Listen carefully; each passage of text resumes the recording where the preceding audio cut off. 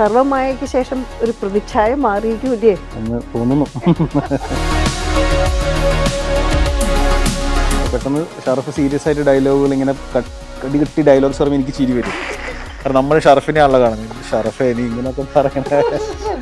നിവിൻ എന്ന് പറയുന്ന ഒരു ആക്ടറിന് ഭയങ്കര ഒരു സ്പോണ്ടേനിറ്റി ഉണ്ട്. 3 പ്രൊഡ്യൂസേഴ്സാണ് എൻ്റെ മുമ്പിലിരിക്കണേ. പ്രതിച്ഛായ മാറി എന്ന് പറഞ്ഞാൽ പ്രേമം എന്ന് പറയാം. ടേണിംഗ് പോയിന്റ് നേരം തന്നെയാണ്. ഹൈ സംഭവമാണ്. ഇതിൽ വരുന്ന ആൾക്കാരൊക്കെ മറ്റേ വൻ ആൾക്കാരാണ് സെറ്റിൽ വെറുതെ വന്ന് പോകുന്നത് എന്നൊക്കെ പറയുന്നത്. എനിക്ക് ഭയങ്കര അനുഭവം ഉണ്ടായിട്ടുണ്ട് ഷൈൻ ടോം ചാക്കോയായിട്ട്. ആക്ഷൻ നോക്കിയപ്പോൾ ആളെ കാണുന്നില്ല. ഇപ്പൊ നിങ്ങൾ രണ്ടുപേരും കൂടിയിട്ടുള്ള സീരിയസ് സീൻ ആണെങ്കിൽ തന്നെ വാട്ട് ഈസ് യുവർ പ്രോസസ്? ചിരിക്കാതെ ഈ സീൻ തീർക്കണം. താങ്കളുടെ ക്യാരക്ടർ ഇപ്പോൾ ഇലക്ഷൻ എന്നാ ജയിക്കോ? ഉറപ്പായിട്ട് തോറ്റു. 100 കോടി ക്ലബ്ബ് ഒട്ടും ഇഷ്ടമല്ല. അപ്പോൾ മമ്മൂക്ക പറഞ്ഞു, ആ തൊപ്പിയിട്ട് അപ്പനെ പേടിയുണ്ടല്ലേ എന്ന്. കാര്യം പുള്ളിക്ക് 2:30 മണിക്ക് അവിടെ ഭക്ഷണം കിട്ടാറുള്ളൂ.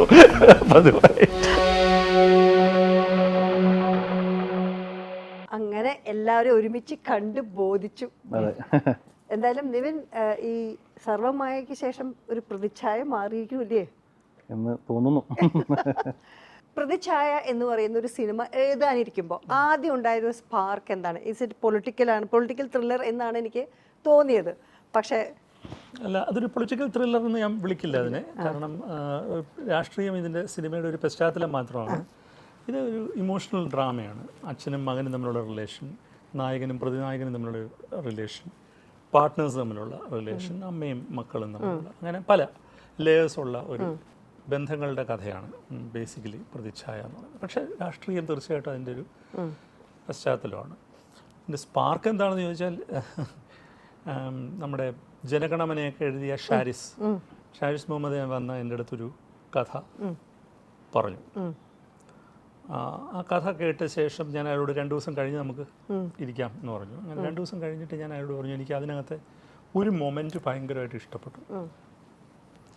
അപ്പോൾ അദ്ദേഹത്തോട് ഞാൻ ചോദിച്ചു, ഞാൻ എഴുതട്ടെ ഇത്, അദ്ദേഹത്തിൻ്റെ കഥ ഞാൻ എഴുതിക്കോട്ടെ എന്ന് ചോദിച്ചു. ആ ഒരു മൊമെൻ്റ് എടുത്തിട്ട് അപ്പോൾ എഴുതി നോക്കാം, ശരിയായില്ലെങ്കിൽ നമുക്ക് 2 പേർ കൂടി കൊലാബറേറ്റ് ചെയ്യുക, അല്ലെങ്കിൽ അദ്ദേഹം തന്നെ എഴുതുകയോ ചെയ്യാം. അങ്ങനെ ഞാനത് എഴുതി വായിച്ചപ്പോൾ അദ്ദേഹം പറഞ്ഞു, ഞാൻ തന്നെ എഴുതിയാൽ മതിയെന്ന് പറഞ്ഞു. അപ്പോൾ അങ്ങനെ എന്നെ ആകർഷിച്ച ഒരു മൊമെൻ്റ് എന്ന് പറഞ്ഞാൽ അതൊരു പൊളിറ്റിക്കൽ മൊമെൻ്റ് അല്ല. നമുക്കെല്ലാവർക്കും ഒരു സ്വകാര്യ ജീവിതമുണ്ട്, ഓരോ പബ്ലിക് ഫിഗറിനും, അല്ലേ? അപ്പം നമുക്ക് പബ്ലിക് റെലമിൽ എന്ത് സംഭവിച്ചാലും നമ്മളുടെ സ്വകാര്യ ജീവിതത്തിലും അതിൻ്റെ ഒരു റിഫ്ലക്ഷൻ ഉണ്ടാവും. ഈ അടുത്ത കാലത്ത് നമ്മുടെ മുഖ്യമന്ത്രി മോഹൻലാൽ സാറുമായിട്ട് ചെയ്ത ഇൻ്റർവ്യൂവിൽ അദ്ദേഹം മുഴുവൻ സംസാരിച്ച അദ്ദേഹത്തിൻ്റെ അമ്മയായിട്ടുള്ള റിലേഷൻഷിപ്പിനെ കുറിച്ചാണ്. അപ്പോൾ അത്തരത്തിൽ ഉള്ള ഒരു സ്വകാര്യ ജീവിതം ഇവർക്ക് എല്ലാവർക്കും ഉണ്ടെന്നും ഇവരുടെ എല്ലാ പൊളിറ്റിക്കൽ സ്റ്റേക്കുകളും അത്തരത്തിലുള്ള ഒരു സ്വകാര്യ ജീവിതത്തെ കൂടി റിഫ്ലക്റ്റ് ചെയ്യുന്നുണ്ടെന്നും പറയാനാണ് ഈ സിനിമ ശ്രമിക്കുന്നത്. നിവിൻ പ്രതിച്ഛായയിലേക്ക് വരുമ്പോഴേ, ഐ മീൻ ഇതുവരെ ഇങ്ങനത്തെ ഒരു റോള് ഞാൻ കണ്ടിട്ടില്ല എന്ന് തോന്നുന്നു, അല്ലേ? മേ ബി സഖാവ് ഒരു പിന്നെ പ്രേമത്തിൽ പൊളിറ്റിക്സ് ഉണ്ടെങ്കിലും ഇത്രയും ഉണ്ടായിരുന്നില്ലല്ലോ. സോ ഈ ഒരു this is A serious character also, അച്ഛൻ മകൻ റിലേഷൻഷിപ്പ്. ആൻഡ് എങ്ങനെയായിരുന്നു അതിലേക്ക് അപ്രോച്ച് ചെയ്യുമ്പോൾ, എസ്പെഷ്യലി ആദ്യമായിട്ട് ഇദ്ദേഹത്തിൻ്റെ കൂടെ വർക്ക് ചെയ്യുന്ന സമയത്ത്? ഞങ്ങളിത് ഒരുപാട് നാളുകൾക്ക് മുമ്പ് ഡിസ്കസ് ചെയ്തിരുന്നൊരു കഥയായിരുന്നു ആദ്യമേ. പിന്നെ അത് പല കാരണങ്ങളാൽ മാറി, ഡേറ്റ്സിൻ്റെ ഇഷ്യൂസ് എല്ലാം കാരണം അത് പിന്നെ നടന്നില്ല. പിന്നീട് ആണ് കുറേ നാൾക്ക് ശേഷം പിന്നെ നമ്മൾ ചർച്ച ചെയ്യാനായിട്ട് ഇടയായി ഇതിൻ്റെ ഒരു സ്ക്രിപ്റ്റിൻ്റെ. അപ്പോൾ പുതിയ വേർഷൻ കേട്ടപ്പോൾ എനിക്കത് ഇമോഷണലി കണക്ട് ആയി. ആക്ച്വലി പറയുകയാണെങ്കിൽ ഈ ഫാദർ സൺ റിലേഷൻ ആണെങ്കിലും ഇപ്പോൾ സാറ് പറഞ്ഞ പോലെ എല്ലാ റിലേഷൻഷിപ്സ് ഇതിനകത്ത് ഭയങ്കര രസമാണ്. ബ്രദറായിട്ടുള്ളതാണെങ്കിലും വൈഫായിട്ടുള്ളതാണെങ്കിലും വില്ലനായിട്ടുള്ള റിലേഷൻഷിപ്സിന് ഭയങ്കര വാല്യൂ കൊടുത്തിട്ടുള്ള റൈറ്റിംഗ് ഇതിൻ്റെ അകത്തുണ്ട്.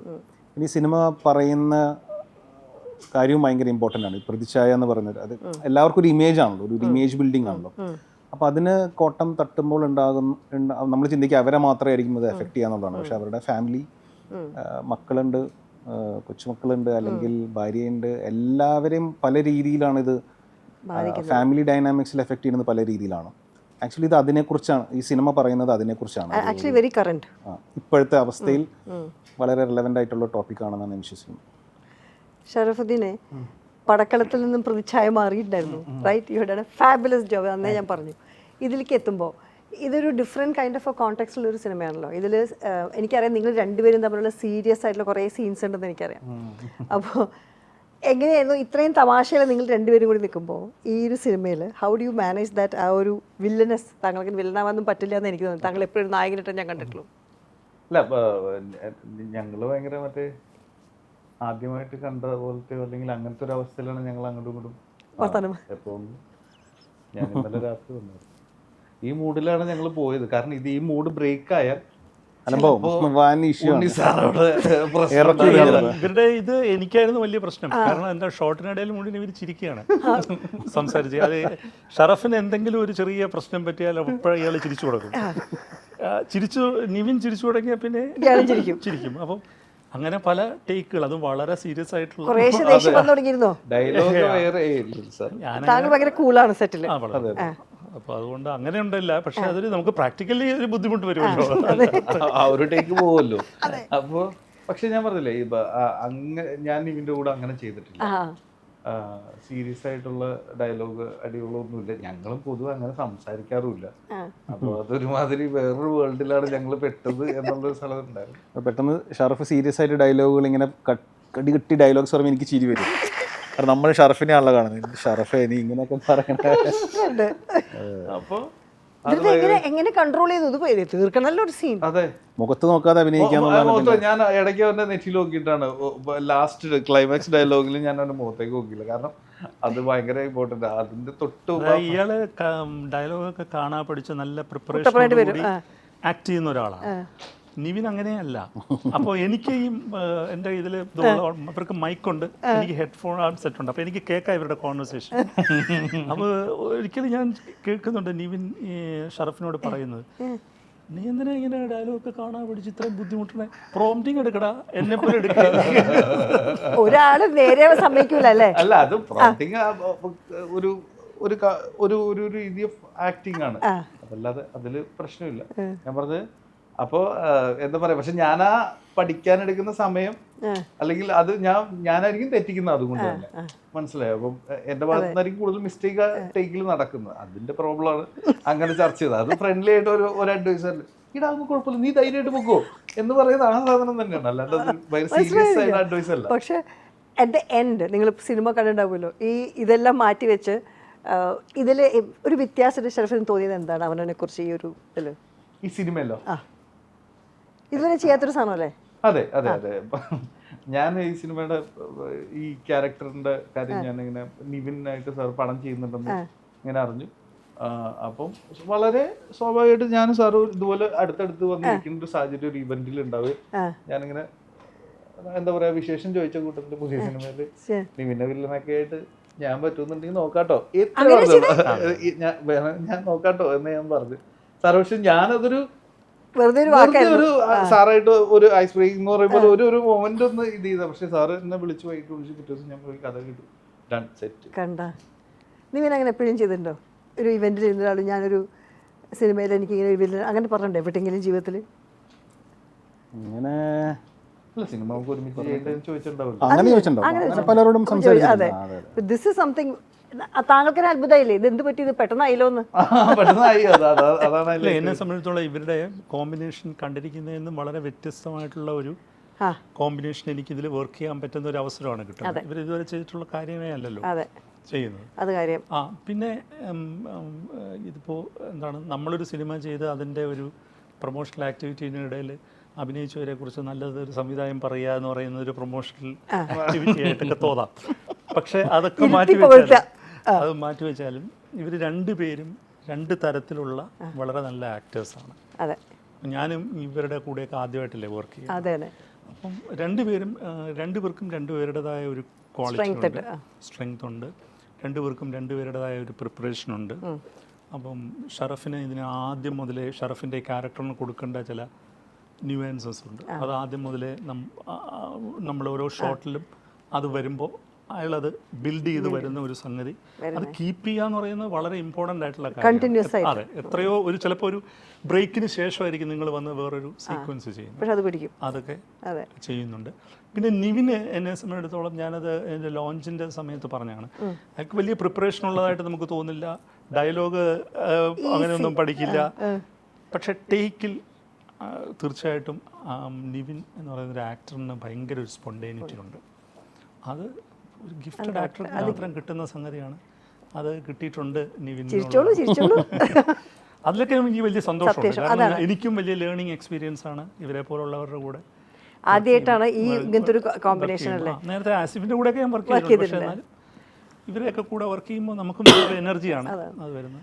പക്ഷെ ഇങ്ങനത്തെ ഒരു പൊളിറ്റിക്കൽ ക്ലൈമറ്റിൽ ഒരു കഥ എഴുതുമ്പോഴേ ഇപ്പോഴത്തെ ഒരു നമ്മുടെ ഒരു സാഹചര്യത്തിൽ നമുക്ക് എന്ത് പറഞ്ഞാലും ഇപ്പോൾ അമ്മയെ തല്ലിയാലും രണ്ട് വശമുണ്ട് ആൾക്കാർക്ക്. അങ്ങനെയുള്ളൊരു സാഹചര്യത്തിലേക്ക് നമുക്ക് ഇങ്ങനൊരു കഥ എഴുതുമ്പോൾ ചില സമയത്ത് ഇത്ര വേണോ അതോ ഇത്ര വേണ്ടേ എന്ന് ചിന്തിച്ചിരുന്നു ആസ് എൻ എഴുത്ത് സ്റ്റോറി ടെലറായിട്ട്? ഇല്ല, നമ്മളെ സ്റ്റോറിയാണല്ലേ നമ്മളെ ഡ്രാഗ് ചെയ്ത് കൊണ്ടുപോകുന്നത്. നമുക്ക് അങ്ങനെ ചിന്തിച്ചാൽ നമുക്കത് എഴുതാൻ പറ്റില്ലല്ലോ.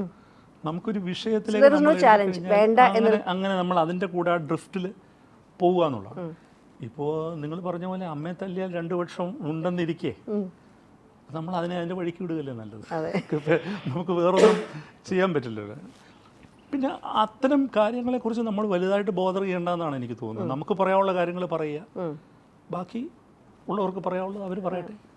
സോ അപ്പോൾ ഈ സിനിമയിൽ ബാക്ക്ഗ്രൗണ്ട് ആയിരുന്നു politics as A drama and അച്ഛൻ മകൻ റിലേഷൻഷിപ്പ് മുന്നോട്ട് പോകുമ്പോൾ, അതോ പൊളിറ്റിക്കൽ ഒരു ഐഡിയോളജിയിൽ കൂടെ സ്റ്റോറി ടെല്ലിംഗ് മുന്നോട്ട് പോകുന്നുണ്ടോ? അങ്ങനെയൊന്നുമില്ല. ഒരു പൊളിറ്റിക്കൽ ഐഡിയോളജി അല്ലല്ലോ. പൊളിറ്റിക്കൽ ഐഡിയോളജി എന്ന് പറയുന്നതിനകത്ത് ഒരു പ്രശ്നമുള്ളത്, നമ്മൾ ഈ ഐഡിയോളജി എന്ന് പറയുമ്പോൾ എപ്പോഴും പറയുന്നത് എന്താണ്, ഒരു ഡോക്ട്രിനാണ്.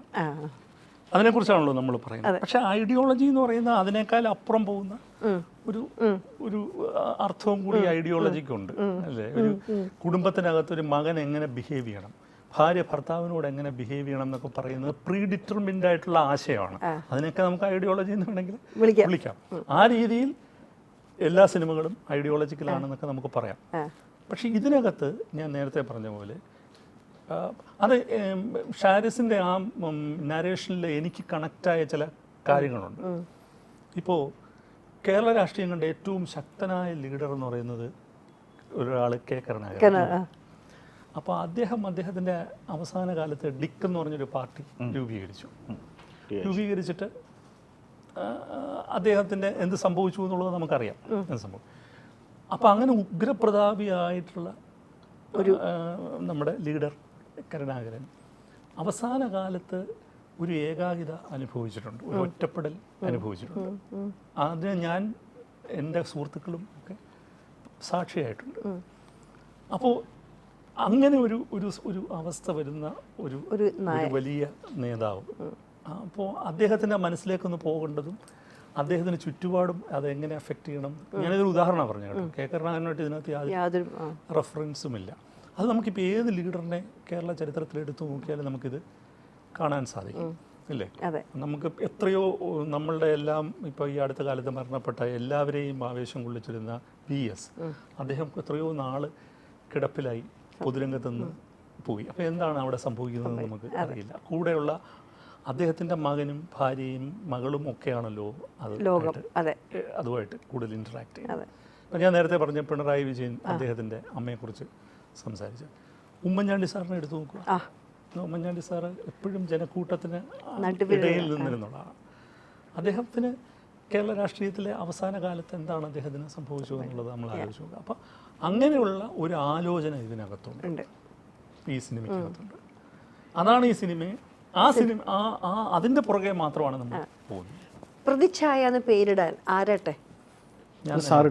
ആണല്ലേ, വെരി നൈസ് നെയിം. ഞാൻ ഇത് ആദ്യം ടീച്ചർ കണ്ടപ്പോൾ ഞാൻ ആദ്യം മാഷെ വിളിച്ച് ഞാൻ പറഞ്ഞു അസല പേര്. ഇങ്ങനത്തെ ഒരു പേരോട് നമുക്ക് പലതും ഉണ്ടായില്ല. പ്രതിച്ഛായ എന്ന് പറയുമ്പോൾ ഇമേജ് ആവാം, അല്ലെങ്കിൽ പ്രതിയും ഛായയായി കണ്ടു.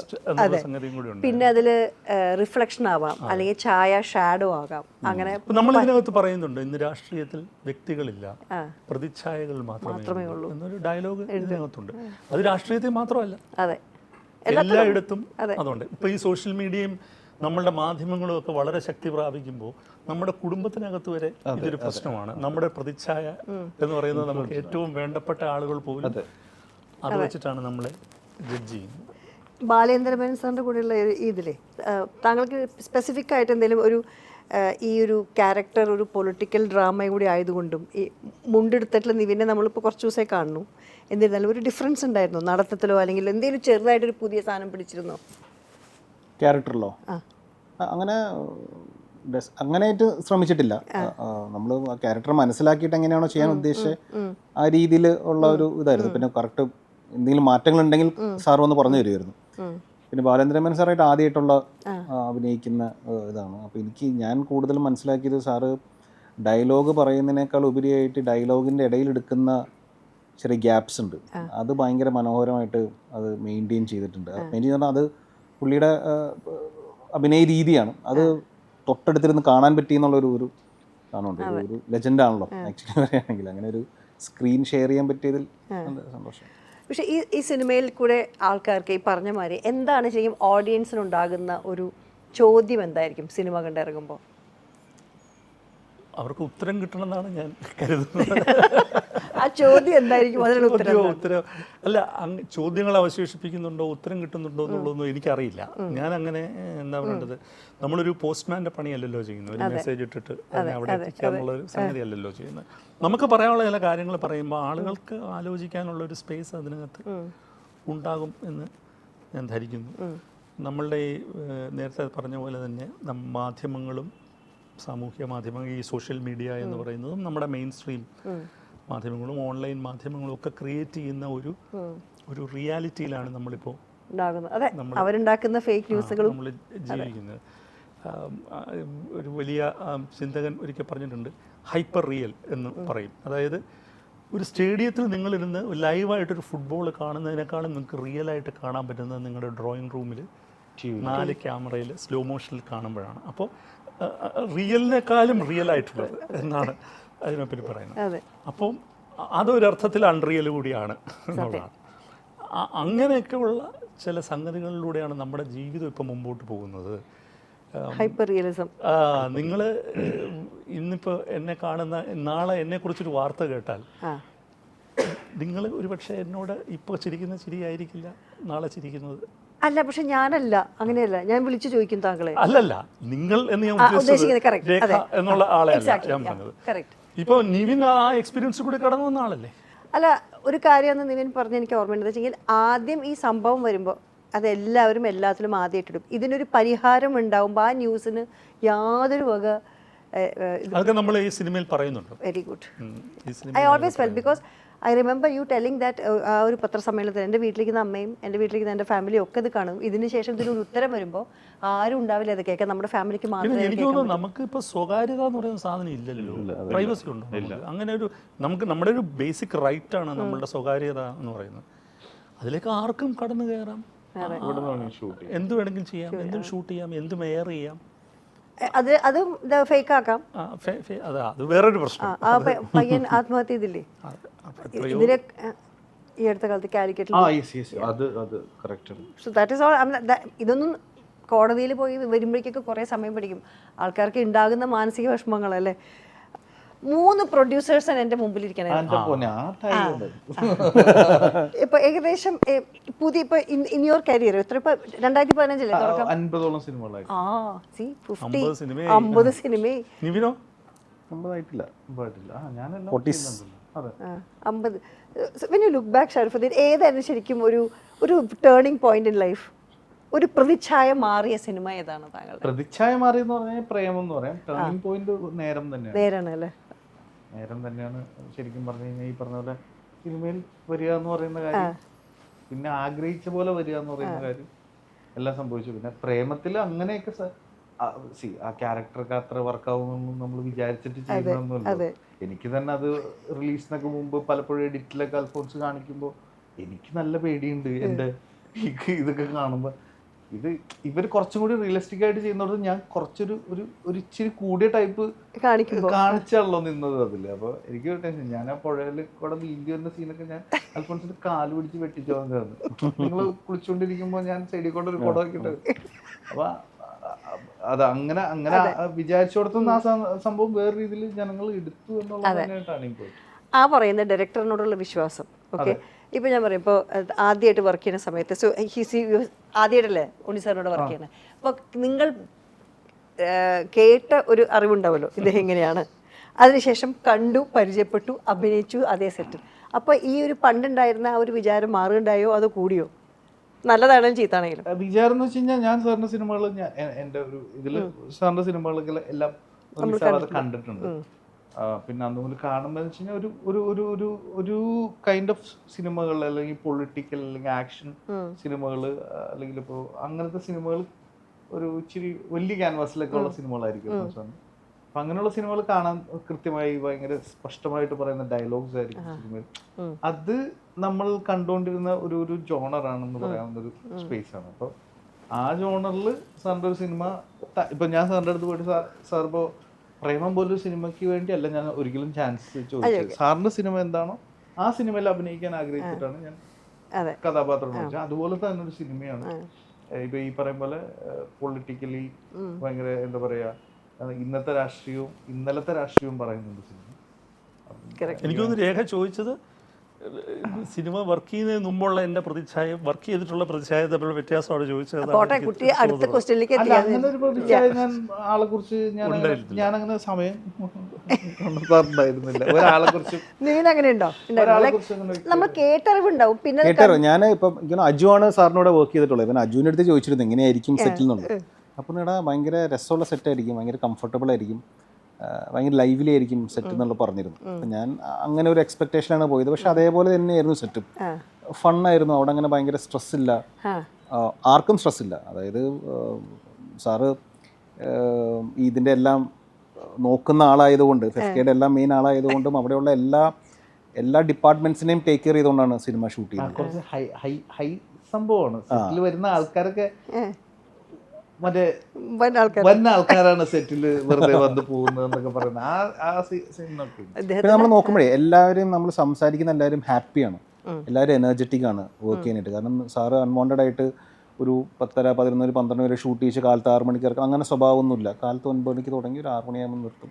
നൈറ്റ് ഷൂട്ട് ഉണ്ടെങ്കിൽ അതനുസരിച്ചാണ് കാലത്ത് വിളിക്കുള്ളൂ. അങ്ങനെ ഭയങ്കര രസകരമായിട്ട് ട്രീറ്റ് ചെയ്താണ്. അത് ആക്ടേഴ്സിനെ മാത്രമല്ല എല്ലാവരും.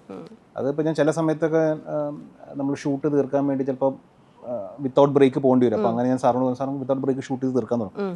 അങ്ങനെ ഒരാൾക്ക് വേണ്ടി മാത്രം നമ്മളിങ്ങനെ ചെയ്യുക. ഇവിടെ മരുന്ന് കഴിക്കുന്നവരും പല അസുഖങ്ങളുള്ള എത്രയോ ആൾക്കാരോട് വർക്ക് ചെയ്യുന്നു. അപ്പോൾ അവർക്കും കറക്റ്റ് സമയത്ത് ഭക്ഷണം കഴിച്ചില്ലെങ്കിൽ അത് ശരിയാവില്ല.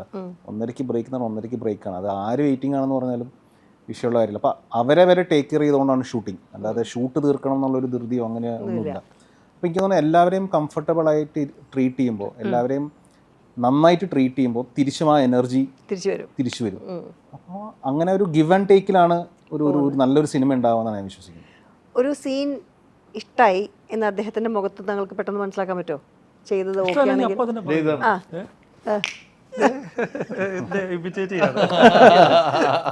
ഷോർട്ട് ഒരു സീനല്ല, കിട്ടിക്കഴിഞ്ഞാൽ ഭയങ്കര സന്തോഷം. അതെല്ലാം കാണാൻ പറ്റും. സന്തോഷം പിന്നെ കാണാൻ പറ്റും. അതെ, ഏകദേശം അതല്ല ഒന്നും കൂടി പോണെന്നുണ്ടെങ്കിൽ അങ്ങനെ അതിന് വേറെ എന്തെങ്കിലും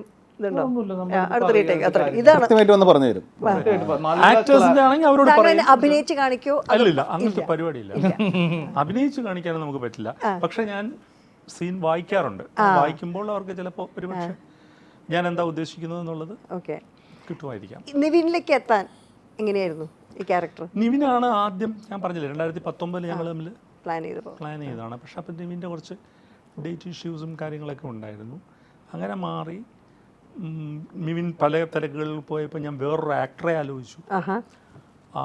അങ്ങനെ പോയിട്ട് പക്ഷേ എനിക്ക് ഈ പടം ചെയ്യണം, ഇത് നിർബന്ധമായിട്ടും ചെയ്യണം എന്നുണ്ടായിരുന്നു. അതിനിടയിലൊക്കെ ഞാൻ വേറെ സിനിമകൾ ചെയ്യുകയൊക്കെ ചെയ്തു.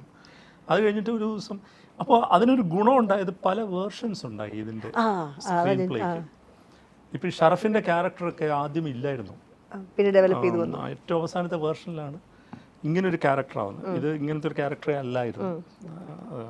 അപ്പോൾ അതിന് അങ്ങനത്തെ ഗുണമുണ്ടായി. അപ്പം അങ്ങനെ ഒരു പോയിന്റ് എത്തിയപ്പോൾ നമുക്ക് ഉറപ്പായി ഈ സിനിമ ചെയ്യേണ്ട സിനിമയാണെന്ന് ഉറപ്പാവുമല്ലോ. അപ്പോൾ നിവിനോട് ചോദിച്ചു നമുക്കത് പെട്ടെന്ന് ചെയ്താലോ അത് ചോദിച്ചപ്പോൾ നിവിൻ എവിടെ? ട്രിവാൻഡ്രത്തായിരുന്നു ഷൂട്ട്. ഞങ്ങൾ ഈ ഒരു പടി കാണുമ്പോൾ എനിക്ക് ട്രിവാൻഡ്രം മാത്രമല്ല ഒരുപാട് സ്ഥലത്ത് ഷൂട്ട് ചെയ്തിട്ടുണ്ട്. ദുബായിൽ ഷൂട്ട് ചെയ്തിട്ടുണ്ട്, വെളിയിലെല്ലാം ഷൂട്ട് ചെയ്തിട്ടുണ്ട്. അപ്പം സെന്റ് പീറ്റേഴ്സ്ബർഗ് ഉണ്ട്, നേപ്പാളുണ്ട്, എറണാകുളം കുറേ ഷൂട്ട് ചെയ്തു, ട്രിവാൻഡ്രം ഷൂട്ട് ചെയ്തു, അങ്ങനെ പല സ്ഥലത്തായിട്ട് ഷൂട്ട് ചെയ്തു. വലിയ സിനിമയാണ്. അതാണ് വലിയ സിനിമയാണ്. ഈ ഒരു റെഫറൻസ് ഉണ്ടായിരുന്നു ആരെങ്കിലും മനസ്സിൽ ഈ ക്യാരക്ടറിന് വന്നപ്പോൾ? ഇല്ല. റെഫറൻസ് ഇല്ലാതിരിക്കുന്നതാണ് നല്ലത്. നല്ലത്. റെഫറൻസ് അങ്ങനെ സാറും തന്നിട്ടില്ല, നമ്മുടെ ചർച്ചയിലും വന്നിട്ടില്ല. അങ്ങനെയൊന്നും പറഞ്ഞിട്ടില്ല. വേറെ ഒരു സിനിമയും പിന്നിൽ വന്നേക്കണ ഇല്ല, ഞാൻ ബേസിക്കലി ഞാൻ അത് ചെയ്യുന്ന എൻ്റെ സ്ക്രീൻ പ്ലേ അല്ലെങ്കിൽ ആ സീൻ ഞാൻ അവരോട് നരേറ്റ് ചെയ്യും. അപ്പോൾ ഞാൻ നരേറ്റ് ചെയ്യുമ്പോൾ തീർച്ചയായിട്ടും അതിനകത്ത് എൻ്റെ ഒരു ഇമോഷണൽ കണക്ട് ഉണ്ടാവുമല്ലോ. അത് അവരിലേക്ക് ഞാനത് വിശ്വസിക്കാത്ത ആളാണ്. ആക്ടേഴ്സിനെ ഭയങ്കരമായിട്ട് കൺട്രോൾ ചെയ്യണം, അല്ലെങ്കിൽ നമ്മൾ അഭിനയിച്ച് കാണിക്കണം, നമ്മൾ അവരിങ്ങനെ ചെയ്യാവൂ. ഇപ്പോൾ ഷറഫിൻ്റെ ഒരു സീൻ ഞാൻ ചെയ്തപ്പോൾ ഷറഫിനോട് ഞാൻ ചോദിച്ചു, എവിടെ വരെ ബിഹേവ് ചെയ്യും, എങ്ങനെ വരെ പോകും, എവിടെ വരെ എത്ര ഇതാ, അതിനനുസരിച്ചാണ് ഞാൻ ആ ഫ്രെയിം സെറ്റ് ചെയ്തിരിക്കുന്നത്. അതിനകത്ത് എനിക്ക് എന്തൊക്കെ ചെയ്യാൻ പറ്റുമെന്നാണ് പിന്നെ ഞാൻ. നിങ്ങൾക്കും ഫ്രീഡം ഉണ്ട്. പക്ഷെ ചില സീക്വൻസ് വളരെ ക്രിട്ടിക്കൽ ആയിട്ടുണ്ടെങ്കിൽ ഈ ഫ്രെയിമിനകത്ത് തന്നെ ചെയ്യണം എന്ന് ഞാൻ പറയും. പക്ഷെ ഇങ്ങനെയുള്ള കാര്യങ്ങൾ അവരോട് തന്നെ ചോദിക്കും, നിങ്ങൾക്ക് ഫ്രീ ആയിട്ട് ചെയ്യാം. സാർ ക്ലാരിറ്റിയാണ് എനിക്ക് ഏറ്റവും കൂടുതൽ സാറിന്റെ കമ്മ്യൂണിക്കേഷൻ ക്ലാരിറ്റി ഭയങ്കര. നമുക്കറിയാലോ ആള് എവിടെ വന്നിരുന്നാലും ഒരു കാര്യം പറയുമ്പോൾ നമുക്ക് ഒരു തരി മനസ്സിലാവാതിരിക്കില്ല. അപ്പോൾ ക്യാരക്ടർ പറഞ്ഞു തരുമ്പോഴും ഈ ഷോർട്ടും സീനും എല്ലാം പറഞ്ഞു തരുമ്പോൾ അത്രയും ക്ലാരിറ്റി ഉണ്ടാവും. ഇതിങ്ങനെ എനിക്ക് ഭയങ്കര അനുഭവം ഉണ്ടായിട്ടുണ്ട് ഷൈൻ ടോം ചാക്കോ ആയിട്ട്. ഷൈൻ ടോം ചാക്കോ എൻ്റെ പടത്തിൽ അഭിനയിച്ചപ്പോൾ ഞാനൊരു ഫ്രെയിം സെറ്റ് ചെയ്തിട്ട് അയാളോട് അവിടെ പോയി വന്നിട്ട് ആക്ഷൻ നോക്കിയപ്പോൾ ആളെ കാണുന്നില്ല. അത് നോക്കിയപ്പോൾ ഒരു സോഫയുടെ പുറകിലും കണ്ടു നിൽക്കുന്നു. അപ്പോൾ ഞാൻ ചോദിച്ചു ഇതെന്താണെന്ന് ചോദിച്ചപ്പോൾ എനിക്ക് ഇവിടെ കംഫർട്ടബിൾ എന്നുള്ളത് പറഞ്ഞു. എനിക്കിത് ചെയ്യാൻ ഇവിടെ കംഫർട്ട്. അപ്പോൾ ഇവിടെ നിന്ന് പോയി പുള്ളി അവിടെയൊക്കെ പോയി. അപ്പോൾ സാധാരണഗതിയിൽ എൻ്റെ അസിസ്റ്റൻസ് ഒക്കെ എന്നെ നോക്കി, ഞാൻ സാധാരണ ഭയങ്കര ഇതിൽ റിയാക്ട് ചെയ്യേണ്ട ആളാണ്. അപ്പം ഞാൻ പെട്ടത് ക്യാമറമാനോട് പറഞ്ഞു, താൻ അവിടെ ലൈറ്റപ്പ് ചെയ്യും. എന്നിട്ട് ട്രാക്കായിരുന്നു വിട്ടത്. ട്രാക്ക് മാറ്റിയിട്ട് ഞാൻ പറഞ്ഞു സ്റ്റഡി ക്യാമിനെ വിളിച്ചിട്ട് പറഞ്ഞു അയാൾ അഭിനയിക്കട്ടെ. അങ്ങനെ ഞാൻ ചെയ്യിച്ചിട്ടുണ്ട്. അത് ചിലപ്പോൾ ആർട്ടിസ്റ്റിന് അങ്ങനത്തെ സ്പേസ് തോന്നിയാൽ സാർ അതിന് കോംപ്ലിമെന്റ് ചെയ്തു. അതെ. പക്ഷേ ഒരു സീൻ നിങ്ങളുടെ പ്രോസസ്സ് എങ്ങനെ? അദ്ദേഹം വന്ന് നരേറ്റ് ചെയ്ത് കഴിഞ്ഞു, അദ്ദേഹം തിരിച്ചു പോകുന്നു, ആൻഡ് ദെൻ ഇപ്പം നിങ്ങൾ രണ്ടുപേരും കൂടിയിട്ടുള്ള സീരിയസ് സീനാണെങ്കിൽ തന്നെ what is your process? First process ചിരിക്കാതെ ഈ സീൻ തീർക്കണം, സമയത്ത് തീർക്കണം, സാറിനെയും ചീത്ത കേൾക്കരുത്. അതാണ് ഫസ്റ്റ് പ്രോസസ്. ചീത്ത കേൾപ്പിച്ചോ? ഇല്ല, ഞാൻ അങ്ങനെ ചെയ്യാറേ ഇല്ല. താങ്കളെ പേടിയുണ്ട് ഇത്തിരി. സാർ കഴിയുമെങ്കിൽ ചിരിക്കാതെ ഒന്ന് തീർക്കും.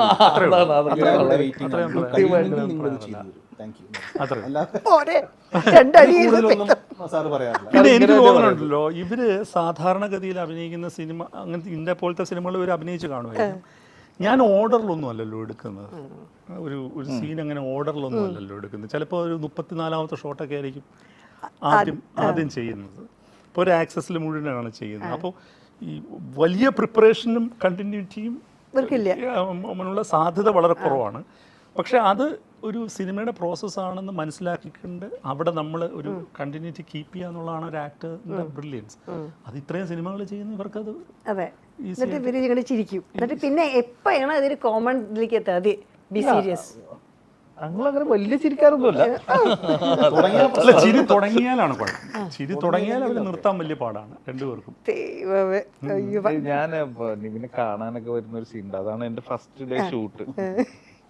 ഞാനാണെങ്കിൽ അത് ഫസ്റ്റ് ഡേ ആണ് ഒരു സെറ്റിൽ ചെന്ന് ഫസ്റ്റ് ഡേ ഏറ്റവും ഹെവി സീനാണ്. അപ്പൊ ഞാൻ നിവിനും ഞാനും കോമ്പിനേഷനുള്ള 2 സീനുകളിൽ ഒരു സീനാണ്. അപ്പം ഈ പറഞ്ഞ പോലെ ഇതെല്ലാം റെഡിയാക്കി എന്റെ ഡ്രസ്സോ അല്ലെങ്കിൽ എന്തെങ്കിലും ഇവന്റെ ഡ്രസ്സോ എന്തെങ്കിലും അങ്ങോട്ടും ഇങ്ങോട്ടൊക്കെ എങ്ങാനും ഒരു എക്സ്പ്രഷൻ പോയാൽ തീർന്ന്. അതുകൊണ്ട് ഇപ്പൊ ഒന്ന് ഇന്നലെ യാത്രയൊക്കെ സുഖമായിരുന്നോ? ഇങ്ങനെ നിർത്തിയാണ് പോകുന്നത്. പക്ഷെ ഇടയ്ക്ക് നമ്മൾ ചില ഡയലോഗൊക്കെ പറയുമ്പോൾ തെറ്റി കഴിഞ്ഞാൽ ചിരിയൊക്കെ തുടങ്ങി കഴിഞ്ഞാൽ നല്ല കൺട്രോൾ വേണം. ഉണ്ണിസാറ് പിന്നെ ഞങ്ങൾ ചിരിക്കുന്ന ഈ അരിശേഷവും ചേട്ടനൊക്കെ ഒരിക്കലും പിടിക്കേണ്ട കേസില്ലല്ലോ. അത് ആള് തൊട്ടിപ്പുറത്ത് ഞങ്ങള് കാരണം കൊണ്ടായിരിക്കും ചിലപ്പോൾ കഷ്ടം. ഒരു ജനറൽ ചോദ്യം ചോദിച്ചോട്ടെ, ഇമേജ് ആണോ പവർ കൊണ്ടുവരുന്നത്, പവർ ആണോ ഇമേജ് കൊണ്ടുവരുന്നത്? 3 പേർക്ക് ഉത്തരം ചെയ്യാം. രണ്ടും ഇൻസെപ്പറബിൾ ആ സത്യത്തിൽ. പവർ എന്ന് പറയുന്നതിനകത്ത് ഒരു ഇമേജ് കൺസ്ട്രക്റ്റ് ഉണ്ട്. ഇമേജിലൂടെ മാത്രമേ നമുക്ക് പവറും ജനറേറ്റ് ചെയ്യാൻ പറ്റുള്ളൂ. അത് എനിക്ക് തോന്നും ഇമേജ് ഇസ് പവർ എന്ന് പറയാം, ഇമേജ് ഇസ് ഡെസ്റ്റിനി എന്നാണ് നമ്മൾ.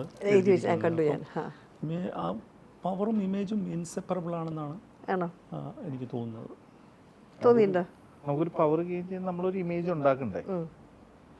അത് ഇനി നമ്മൾ എത്ര പാടുപെട്ടാലും ഉണ്ടാവുകയില്ല. അതാണ് നമ്മളത്. അതെ, പക്ഷെ എന്നാൽ പോലും നമ്മൾ അതിനു വേണ്ടി ശ്രമിക്കണ്ടേ. ചിലപ്പോൾ നമ്മൾ അല്ലാതാവും ചാൻസ്.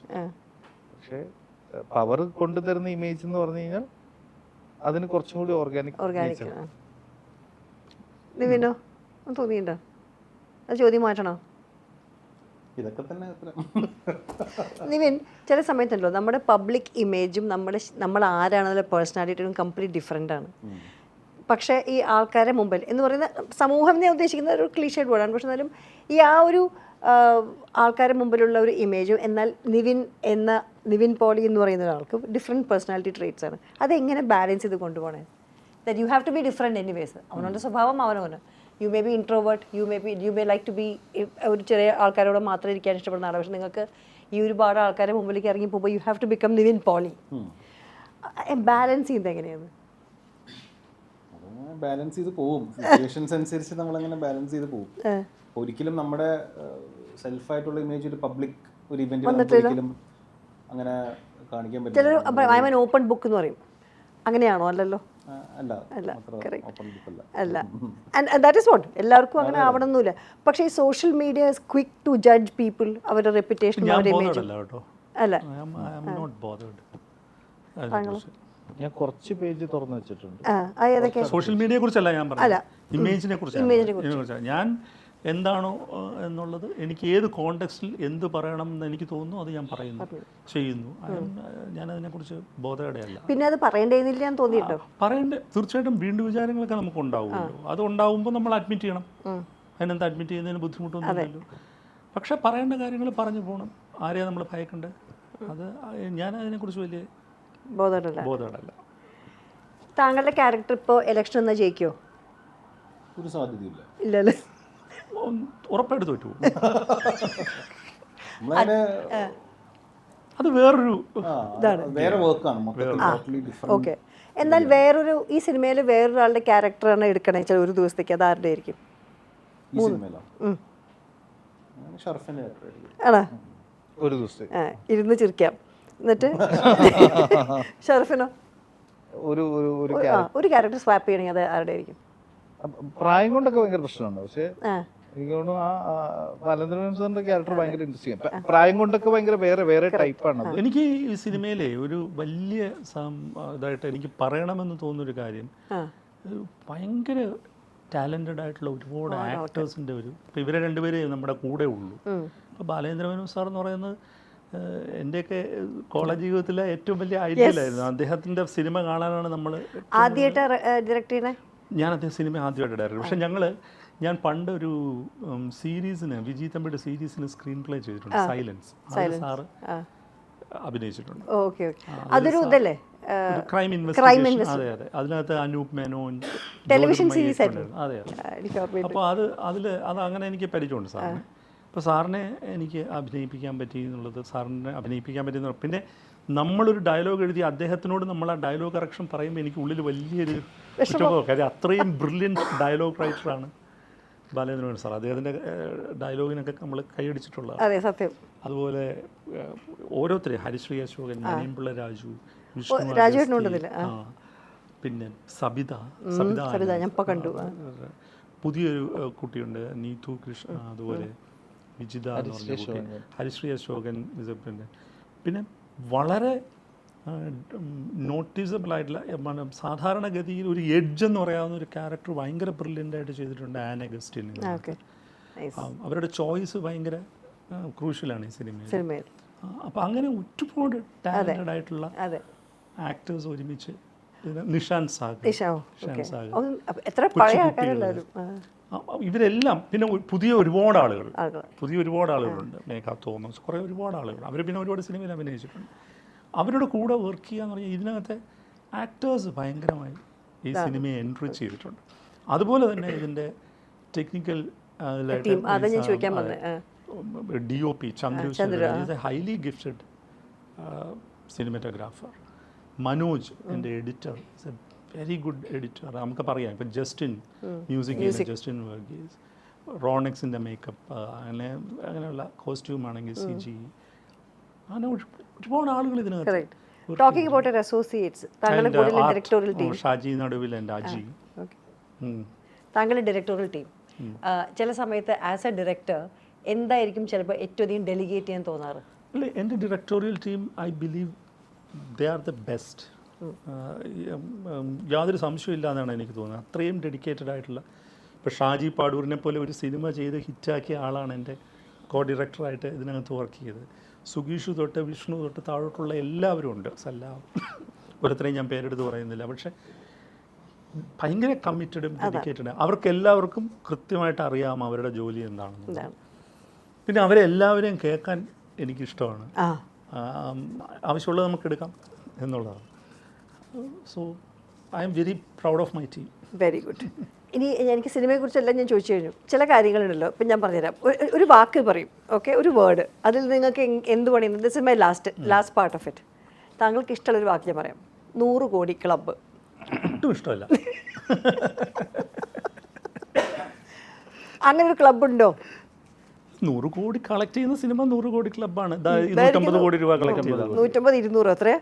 150. മിടുക്കൻ. അങ്ങനെ ക്ലബ്ബുകളുണ്ട്.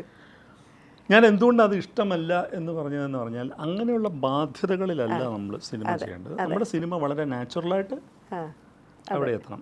പിന്നെ അത് എന്തുകൊണ്ടാണ് എനിക്ക് ഭയങ്കര ഇഷ്ടമാണെന്ന് പറയാൻ കാരണം, താങ്കളുടെ പത്രസമ്മേളനം ഞാൻ കാണാറുണ്ട്, അതുകൊണ്ട് ഞാൻ എൻ്റെ ഒരു പത്രസമ്മേളനത്തിലും ഈ വാക്ക് ഉപയോഗിച്ചിട്ടില്ല. അങ്ങനെയല്ല, സിനിമകളുടെ കണക്ക് പറയുമ്പോൾ ഞാൻ വിചാരിക്കും. ഞാൻ കണക്ക് പറയാറേ ഇല്ല. അതൊക്കെ നിങ്ങൾ കൺഫ്യൂസ് ചെയ്താ പ്രൊഡ്യൂസേഴ്സ്.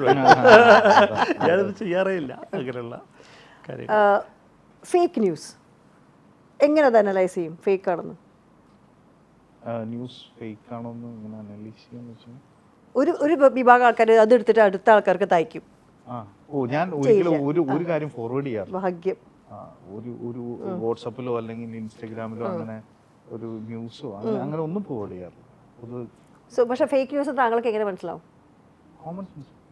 Very good. ചിരിക്കും നോക്കൂ, നല്ല ചിരിയാണോ? ഞാൻ എന്താ ചോദിക്കുക, പ്രതിച്ഛായയ്ക്ക് കൂട്ടുവരുന്നൊരു ഒരു വാഹനമാണ് കാരവൻ. അതെന്താ? I mean your image, no? You image, you became an actor, you get a caravan. So what is that you relate to? I think that is wrong. Really? പണ്ടാണ് ഇതൊക്കെ വലിയ സംഭവമായിട്ട് നമ്മൾ പറയുന്നത്. ഇപ്പോൾ അത് നമ്മുടെ ഒരു നെസസിറ്റിയാണ്. നമ്മൾ ആളുകൾക്ക് കൂടുതൽ സൗകര്യങ്ങൾ കൊടുക്കേണ്ടത്. കറക്റ്റ്. അതിൻ്റെ ഒരു അവയർനെസ് ഉണ്ട്. സ്ത്രീകൾക്കും കാര്യങ്ങളൊക്കെ ഉള്ള പോലെ തന്നെ. But that's easy for you also, no? Because ഈ പറയുന്ന ഇൻട്രോവേർട്ട്നെസ് സഹായിക്കാൻ പണ്ടൊന്നും സിനിമ ഷൂട്ടിംഗ് സമയത്ത് ഇങ്ങനത്തെ ഒരു സംവിധാനങ്ങളൊന്നും ഉണ്ടായിരുന്നില്ലല്ലോ. അയ്യോ, വളരെ കഷ്ടമായിരുന്നു, വളരെ കഷ്ടമായിരുന്നു. അവിടെ നിന്നൊക്കെയാണ് നമ്മൾ ഈ പറയുന്ന പോലെ ഓർഗനൈസ്ഡ് ആയിട്ടുള്ള വർക്ക് കൊണ്ട് മലയാള സിനിമ ഒരുപാട് മാറിയിട്ടുണ്ട്. ഇപ്പോൾ സമയമൊക്കെ മാറിയില്ലേ, 12 hour ആയി.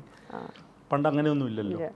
2008 മലയാള സിനിമയിൽ രാത്രി 2010 രാത്രിയിൽ വർക്ക് ചെയ്യുന്നവർക്ക് അധിക ബാറ്റ കിട്ടി തുടങ്ങിയത്. അതുവരെ ഇല്ല. അപ്പം അന്ന് 24 hours ആണ്. 6 മണിക്ക് പോയി പിറ്റേ ദിവസം 6 മണി വരെ ആണെങ്കിൽ 300 രൂപയാണ്. അപ്പം രാത്രിയിൽ ഒരു അധിക വേതനം, ഓവർ ടൈം എന്ന് പറയുന്ന വേണമെന്ന് അന്ന് ആവശ്യപ്പെട്ട് അത് ഡിനേ ചെയ്തു. ഞാൻ തരാൻ പറ്റില്ല എന്ന് പറഞ്ഞു. അപ്പോൾ എനിക്കിപ്പോഴും ഓർമ്മയുണ്ട്, 2008 10 കൺഫ്യൂഷൻ എന്ന് വെച്ചാൽ ഡബിൾസ് എന്ന് പറഞ്ഞ പടമുണ്ട് മമ്മൂക്കയുടെ, പോണ്ടിച്ചേരി നദിയ മൊയ്തു. നമ്മുടെ സോഹനാണ് അത് ഡയറക്റ്റ് ചെയ്തത്. അതിനേക്കാളും ഇൻട്രസ്റ്റിംഗ് വേറെ ഇപ്പോഴത്തെ ഭയങ്കര പോപ്പുലർ ആക്ട്രസ് നമ്മുടെ ഹിന്ദി ആക്ട്രസ് ആദ്യത്തെ സിനിമയാണ്. അത് ഞങ്ങൾ 9:30 കഴിഞ്ഞ് ഷൂട്ട് ചെയ്യില്ലാന്ന് തീരുമാനിച്ചു. 9:30 വരെ ഷൂട്ട് ചെയ്യും, 9:30 കഴിഞ്ഞ് ഷൂട്ട് ചെയ്യില്ല എന്ന് തീരുമാനിച്ചു. അങ്ങനെയാണ് അത് സെറ്റിൽ ചെയ്യുന്നത്. 9:30 കഴിഞ്ഞാൽ വർക്ക് ചെയ്യുന്നവർക്ക് ഓവർ ടൈം. ഒരാൾ തീരുമാനിച്ചാണ് ശരിക്കും? അല്ല, ഞങ്ങൾ ഓർഗനൈസ്ഡ് ആയിട്ട് തീരുമാനിച്ചു. ആ പടം നടക്കുന്നുണ്ടല്ലോ, അതൊരു ഒരു വലിയ സ്റ്റാറിൻ്റെ പടമാണ്, ശ്രദ്ധിക്കുന്ന പടമാണ്, വലിയ പടമാണ്. അപ്പം ഞാൻ സോഹൻ സീനുലാലിനെ അന്ന് വിളിച്ച് പറഞ്ഞു 9:30 കഴിഞ്ഞ് ഷൂട്ട് ചെയ്യണ്ട. എനിക്ക് തോന്നുന്നു സുകുമാറായിരുന്നു ക്യാമറ സംശയമുണ്ട്. അപ്പോൾ 9:30 അവരങ്ങ് നിർത്തി ഫോഴ്സ്ഡായിട്ട്. അപ്പോൾ മമ്മൂക്ക ഉൾപ്പെടെ ഉള്ളവർ അതിനകത്ത് ഇതെന്ത് പറ്റിയെന്ന് വെച്ചപ്പോൾ ഓവർ ടൈം വേണം. അങ്ങനെ പിറ്റേ ദിവസം അത് ഓവർ ടൈം എന്നുള്ള ഒരു ധാരണയിലേക്ക് എത്തി. അത് എത്ര ലേറ്റ് ആയിട്ടാണെന്ന് ആലോചിച്ചു, എത്ര ലേറ്റ് ആയിട്ടാണെന്ന്. അങ്ങനെ സമയമില്ല. എത്ര വെച്ചാലും ഒറ്റ ബാറ്റ്. 9:30 ശേഷം ഡബിൾ ബാറ്റ് സിംഗിൾ ബാറ്റ് പോലും ഇല്ല. യൂണിറ്റിന് മാത്രമാണ് അന്നൊരു കോൾ ഷീറ്റ് ഉള്ളത്. ബാക്കി പ്രൊഡക്ഷൻ അസിസ്റ്റൻ്റ് ആയാലും ഡ്രൈവർമാരായാലും My God. ആർട്ട് അസിസ്റ്റൻ്റ് ആയാലും എല്ലാവർക്കും ഒരു ബാറ്റേ ഉള്ളൂ. അപ്പോൾ ഒരു ഡേ ബാറ്റ. ഒറ്റ day batta, that is 24 hours. 24 hours. ഏറ്റവും ഈ ഇൻ്റർവ്യൂവിൽ പ്രസക്തി ഉണ്ടോയെന്നൊന്നും എനിക്ക് അറിഞ്ഞുകൂടാ. ഈ ബാറ്റയുടെ കാര്യവും ഇങ്ങനത്തെ കാര്യങ്ങളൊക്കെ ഞാനിപ്പോൾ 18 വർഷമായിട്ട് ചർച്ച ചെയ്യുന്നുണ്ടല്ലോ പ്രൊഡ്യൂസേഴ്സുമായിട്ട്. അപ്പോൾ പലരും എന്നോട് അവിടെ പറയാറുള്ള കാര്യം എന്താണെന്നറിയാമോ? ഇതേ നിങ്ങളൊരു കാര്യം മനസ്സിലാക്കണം, സിനിമ എന്ന് പറഞ്ഞാൽ ഒരു സൗഹൃദമാണ് എല്ലാവരും തമ്മിലുള്ള. ഇങ്ങനെ കണക്കൊന്നും പറയരുത്. നമ്മൾ സിനിമ ഷൂട്ടിംഗ് കഴിഞ്ഞിട്ട് സന്തോഷമായിട്ട് എന്തെങ്കിലും തരും. അങ്ങനെയാണ് സിനിമ പണ്ടുണ്ടായത്. അതിനൊരു മാറ്റം വേണ്ടേ? അല്ല, ഇത് ഞാൻ കേട്ടിട്ടുണ്ട് പണ്ട്. ഭാസ്കരൻ മാഷ്ടൻ വരുമ്പോഴൊക്കെ എന്തിനാ പൈസ? അതെ അതെ, ഞാൻ പണിയെടുത്ത പൈസ ഞാൻ ചോദിക്കണേ. ഭാസ്കരൻ മാഷ്ടൻ വരുമ്പോഴാണ് ശരി. അങ്ങനെ ഇതിലാണ് ആളുകൾക്ക് കൃത്യമായിട്ട് സിനിമയിൽ റെമ്യൂണറേഷനൊക്കെ കിട്ടി തുടങ്ങിയത്, ബാറ്റയൊക്കെ കിട്ടി തുടങ്ങിയത്. യൂണിയനൊക്കെ ഇത്രയും സ്ട്രോങ് ആയതിനു ശേഷമാണ് ഇതൊരു ഡോക്യുമെന്ററി ആട്ടോ ശരിക്കും, ഒരു ഐഡാണ് അത് കിട്ടി തുടങ്ങിയത്. നേരത്തെ നിവിൻ പറഞ്ഞല്ലോ നമ്മുടെ സെറ്റിലൊക്കെ. അപ്പോൾ അത് വളരെ പ്രാധാന്യമുള്ള കാര്യമാണ്. കാരണം അത്രയും ഫിസിക്കൽ സ്ട്രെയിനുള്ള ജോലിയാണ് ഇവർ ചെയ്യുന്നത്. എനിക്ക് മലയാള സിനിമയിൽ വർക്ക് ചെയ്യുന്ന എല്ലാ വർക്കേഴ്സിനെയും പേരെടുത്തറിയാം. അത് ഇഫ് യു ആസ്ക് മീ, ഇത്രയും നാൾ സിനിമയിൽ നിന്നിട്ട് എന്താണ് നിങ്ങളുടെ അച്ചീവ്മെൻ്റ് എന്ന് ചോദിച്ചാൽ ഞാൻ പറയും മലയാള സിനിമയിൽ ഫെഫ്കയിൽ 12,500 പേരുണ്ട് മെമ്പേഴ്സ്. അതിൽ വർക്കിംഗ് ക്ലാസ് ആയിട്ടുള്ളവർ 8,000-9,000 പേര് വരും. എനിക്കതിൽ 80% പേരെയും പേരെടുത്തറിയാം. എനിക്ക് അതിൽ ഒരു 60-70% പേരുടെ വീട്ടിൽ ആരൊക്കെ ഉണ്ടെന്നറിയാം, അവരുടെ എന്തൊക്കെ ഉണ്ടെന്നറിയാം. അപ്പോൾ മിക്കവർക്കും ഇതിനകത്ത് ഡിസ്ക് പ്രോബ്ലം ഉള്ളവരാണ്. ഈ വെയിറ്റ് ക്യാരി, ബാക്കിയുള്ള അസുഖങ്ങൾ, സ്ട്രെസ് റിലേറ്റഡ് ആയിട്ടുള്ള അസുഖങ്ങളുണ്ട്. അപ്പോൾ എന്ന് മുതലാണ് നമ്മൾ ഇവരുടെയൊക്കെ ആരോഗ്യത്തെക്കുറിച്ച് കെയർ ചെയ്യാൻ പറ്റുക? അത് പടിപടിയായിട്ട് നമ്മൾ ചെയ്തുകൊണ്ട് വരിക എന്നുള്ളതാണ്. അപ്പോൾ അത് നമ്മുടെയൊക്കെ സെറ്റിൽ അത് ഉറപ്പാക്കണം എന്നുള്ളത് വളരെ നിർബന്ധമായിട്ടുള്ള കാര്യമാണ്. അപ്പോൾ ഈയിടെ ഞാൻ പേരൊന്നും പറയുന്നില്ല, മമ്മൂക്കയുടെ ഒരു സെറ്റിൽ വെറുതെ മമ്മൂക്ക കാണാൻ ഞാൻ ചെന്നപ്പോൾ കൃത്യം 1:15 അവിടെ ബ്രേക്ക് പറഞ്ഞു. അപ്പോൾ മമ്മൂക്ക പറഞ്ഞു, തൊപ്പിയിട്ട് അപ്പനെ പേടിയുണ്ടല്ലേ എന്ന്. കാര്യം പുള്ളിക്ക് 2:30 മണിക്ക് അവിടെ ഭക്ഷണം കിട്ടാറുള്ളൂ. അങ്ങനെ. അടുത്ത സിനിമ പണിപ്പുരയിലാണോ? ഇല്ല, ആലോചിച്ചിട്ടില്ല. താങ്കളുടെ അടുത്ത സിനിമ ഏതാ? ഞാനിപ്പോൾ ചെയ്തുകൊണ്ടിരിക്കുന്ന ബാച്ചലർ പാർട്ടി 2. താങ്കളുടെ? ഞാൻ ഗിരീഷിൻ്റെ പടം കറക്റ്റ്. പുതിയ എന്താ പറയുക, അദ്ദേഹം ഇപ്പം ഡേറ്റ് ഒന്നും കിട്ടാണ്ട് ആൾക്കാർ ക്യൂ നിൽക്കുകയെന്നാണ് ഞാൻ കേൾക്കണത്. എന്തായാലും പ്രതിച്ഛായ എന്ന സിനിമ പുറത്തേക്ക് വരുമ്പോൾ you know anything according to your image എന്തെങ്കിലും ഒരു ചേഞ്ച് വരാൻ ചാൻസ് ഉണ്ടോ? നത്തിങ്. ഞാൻ പറഞ്ഞില്ല, ഞാൻ ഈ സിനിമയെക്കുറിച്ച് ഒരു അവകാശവാദവും ഉന്നയിക്കാത്ത ആളാണ്. സിനിമ നമ്മൾക്ക് ഇപ്പോൾ ഇവരെല്ലാം പറഞ്ഞ പോലെ വളരെ വളരെ പാടുപെട്ടുണ്ടാക്കിയ ഒരു സിനിമയാണ്, ഒരുപാട് പ്രിപ്പയർ ചെയ്തത്. പക്ഷെ അൾട്ടിമേറ്റ്ലി ഇതൊന്നും ആളുകൾക്ക് ഇഷ്ടപ്പെടാനായിട്ടുള്ള കാരണങ്ങളല്ല. നമ്മൾ ആളുകളുടെ മുമ്പിൽ പോയി നമ്മൾ ഇത്രയും കഷ്ടപ്പെട്ടുണ്ടാക്കിയ സിനിമയാണ്, നിർബന്ധപൂർവ്വം നിങ്ങൾ ഇഷ്ടപ്പെടൂ എന്ന് പറഞ്ഞിട്ട് കാര്യമില്ല. ഇത് വ്യാഴാഴ്ച ആ സിനിമ ഫസ്റ്റ് ഇത് കഴിയുമ്പോൾ അവർക്ക് ഇഷ്ടപ്പെടുകയാണെങ്കിൽ ഇഷ്ടപ്പെട്ടു, ഇഷ്ടപ്പെട്ടില്ലെങ്കിൽ ഇഷ്ടപ്പെട്ടില്ല എന്നുള്ളതേ ഉള്ളൂ. മനസ്സിലാക്കാൻ എന്തെങ്കിലും ചെയ്യാറുണ്ടോ? ഒരു കാര്യമില്ല. അതിൽ എൻ്റെ മാജിക് എന്ന് പറയുന്നത്, സിനിമയുടെ മാജിക് എന്ന് പറയുന്നത് ഒരു രക്ഷയില്ല. അങ്ങനെയാണെങ്കിൽ എല്ലാ സിനിമയും വിജയിക്കും. അതെ. ഒരു ചോദ്യം ഞാൻ ചോദിക്കാൻ മറന്നുപോയതാണ്, താങ്കളുടെ സ്ത്രീ കഥാപാത്രങ്ങൾ എങ്ങനെയാണ് ഈ സിനിമയിലും മൊത്തമായിട്ട് താങ്കൾ എഴുതുമ്പോൾ? അത് നിങ്ങളല്ലേ പറയേണ്ടത്, ഞാൻ പറയാം. പക്ഷേ ഓക്കെ, ഈ സിനിമയിലെ എല്ലാം വളരെ ഇൻഡിവിജ്വാലിറ്റി ഉള്ള സ്ത്രീ കഥാപാത്രങ്ങളാണെന്ന് ഞാൻ വിശ്വസിക്കുന്നു. സിനിമ കണ്ട് നിങ്ങൾക്കും കണ്ടിട്ട് തന്നെ വിളിക്കണം. വിളിച്ചിരിക്കും. ഞാൻ ടീച്ചർ കണ്ട് വിളിച്ച മാതിരി. അപ്പോൾ നിങ്ങൾ പ്രൊഡ്യൂസേഴ്സാണ്, പക്ഷേ വേറൊരു പ്രൊഡ്യൂസറുകൊണ്ട് വർക്ക് ചെയ്യുമ്പോൾ അതെങ്ങനെയായിരുന്നു? ഈ സിനിമ ഞാൻ പിന്നെ ഗോകുലും ഗോപാലേട്ടനും ഞാനും ഈക്വലായിട്ട് പ്രൊഡ്യൂസ് ചെയ്ത സിനിമയാണ്. ഭയങ്കര സപ്പോർട്ടീവായിട്ടുള്ള ആളാണ് അദ്ദേഹം, കൃഷ്ണമൂർത്തി, അതിൻ്റെ എക്സിക്യൂട്ടീവ് പ്രൊഡ്യൂസർ. അപ്പോൾ ശരിക്കും പറഞ്ഞാൽ ഇതിൻ്റെ കഥ പോലും പൂർണ്ണമായും കേൾക്കാതെ എൻ്റെ കൂടെ വന്നവരാണ്. അപ്പോൾ സമയാസമയങ്ങളിൽ വേണ്ട സപ്പോർട്ട് തന്നിട്ടുണ്ട്. പിന്നെ ഇത്രയും വലിയൊരു സിനിമ നമുക്ക് ചെയ്തെടുക്കണമെങ്കിൽ ഇതിനകത്തൊരു ഗംഭീര കൺട്രോളർ ആവശ്യമുണ്ട്, പ്രൊഡക്ഷൻ കൺട്രോളർ. അതെൻ്റെ എല്ലാ സിനിമയും വർക്ക് ചെയ്യുന്ന അരോമ മോഹനാണ്. അപ്പോൾ അദ്ദേഹത്തിൻ്റെ ഒരു എഫിഷ്യൻസിയും ഇതിനകത്തുണ്ട്. ഗോകുലത്തിൻ്റെ ഒരു ഏറ്റവും കൈ അയച്ചുള്ള ഒരു സഹായവും ഇതിനകത്ത് കിട്ടിയിട്ടുണ്ട്. അങ്ങനെ കിട്ടിയിട്ടുണ്ടെങ്കിൽ പോലും വലിയ മുതൽ മുടക്കുള്ള സിനിമയാണ്, എനിക്കും വലിയ സാമ്പത്തിക സ്റ്റേക്കുള്ള സിനിമയാണ്. അതുകൊണ്ട് ഈ സിനിമ വിജയിക്കേണ്ടത് എൻ്റെ പ്രതിച്ഛായയുടെ പ്രശ്നമല്ല, എൻ്റെ നിലനിൽപ്പിൻ്റെ പ്രശ്നമാണെന്നുള്ളതാണ് സത്യം. അങ്ങനെ സംഭവിക്കട്ടെ എന്ന് ഞാൻ ആഗ്രഹിക്കുന്നു. Anything from Nivin? Cinema release ചെയ്ത് March 26. മാർച്ച് 26 സിനിമ ഇറങ്ങുന്നു. അത് നേരത്തെ പറഞ്ഞ പോലെ എല്ലാ രാഷ്ട്രീയക്കാർക്കും ഒരു ഫാമിലി ഉണ്ട്. അതാണ് ഈ സിനിമ പറയുന്നത്. ആ ഫാമിലി കഥയാണിത്. എനിക്ക് തോന്നുന്നു പ്രേക്ഷകർക്ക് റിലേറ്റ് ചെയ്യാൻ പറ്റുന്ന ഒരുപാട് നല്ല മൊമെൻറ്റ്സ് ഉള്ള സിനിമയാണ് ഞാൻ വിശ്വസിക്കുന്നു. ബാക്കി തിയേറ്ററിൽ കാണുക. അതന്നെ നിവിൻ പറഞ്ഞ പോലെ മാറ്റി പറയൂ. മാറ്റി പറയാനാണെങ്കിൽ കേരള സമൂഹത്തിൻ്റെ ഞാൻ പറഞ്ഞത് ശരിക്കും നിവിൻ പറഞ്ഞ അതേ പോയിന്റിൽ നിന്ന് തന്നെ പറയാം. എല്ലാ രാഷ്ട്രീയക്കാർക്കും ഫാമിലി ഉണ്ട്. അപ്പം നമുക്കൊരു കുറച്ചൊക്കെ നമ്മുടെ പൊളിറ്റീഷ്യൻസും എല്ലാം കുറച്ചും കൂടി ഒരു സൗഹൃദപരമായ സ്പേസിലാണ് നമ്മൾ പലപ്പോഴും കണ്ടിട്ടുള്ളത്, അല്ലേ? ഓപ്പോസിറ്റ് ആയിട്ടുള്ള ആൾക്കാർ. പക്ഷെ എവിടെയോ ചെറിയ പാളിച്ചകളൊക്കെ പറ്റിയ പോലെയൊക്കെ നമുക്ക് തോന്നിയിട്ടുണ്ട് ഈ സോഷ്യൽ മീഡിയ കാലഘട്ടത്തിലും ഈ ന്യൂജൻ മീഡിയ കാലഘട്ടത്തിലും. പണ്ട് നമ്മൾ ബാളെടുത്ത എല്ലാവരും വെളിച്ചപ്പാടാന്ന് പറയും. ഇപ്പൊ എല്ലാവർക്കും ഫോണുണ്ട്. അതാണ്. അപ്പൊ അതിൽ എവിടെയോ ഒരു പറ്റിയ ഒരു കാര്യത്തിനെ ചിലപ്പോ ഒന്ന് മാറ്റി പുനരാലോചന ചെയ്യാനുള്ള. അതാണ് ഞാൻ ചോദിച്ചത്. ആ ഒരു ചിന്ത വേറെ മാറ്റി ചിന്തിക്കാൻ ഒരു ഇതൊരു ഡബിൾ എഡ്ജ് സ്വാഡാണ്. കാര്യം എന്താണെന്ന് വെച്ചാൽ നിങ്ങൾ പറഞ്ഞ പോലെ എല്ലാവർക്കും ഫോണുണ്ട്, എല്ലാവർക്കും ആശയം പറയാമെന്ന് പറയുന്നത് ഒരു കണക്കിന് ഡെമോക്രസിക്ക് വളരെ നല്ലതാണ്. ഒരുപാട് പേർക്ക് ആശയങ്ങൾ പറയാം.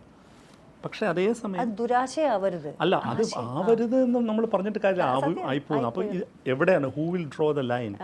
ആരാണ് ഇതിനെ മോണിറ്റർ ചെയ്യുന്നത്? എന്ത് നിയമ സംവിധാനമാണ് നമുക്കതിനുള്ളത്? IT നിയമങ്ങളൊക്കെ വളരെ ദുർബലമാണ് നമ്മുടെ നാട്ടിൽ.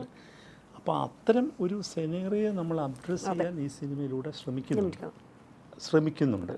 അത് ഫലവത്താണോ എന്നുള്ളത് 26-ാം തീയതി ആളുകൾ കണ്ടിട്ട് പറയട്ടെ. Thank you. കണ്ടിട്ട് വിളിക്കണം. തീർച്ചയായിട്ടും. Thank you so much for your time. നമസ്തേ ഒക്കെ സ്റ്റൈലിൽ അങ്ങനെയാ.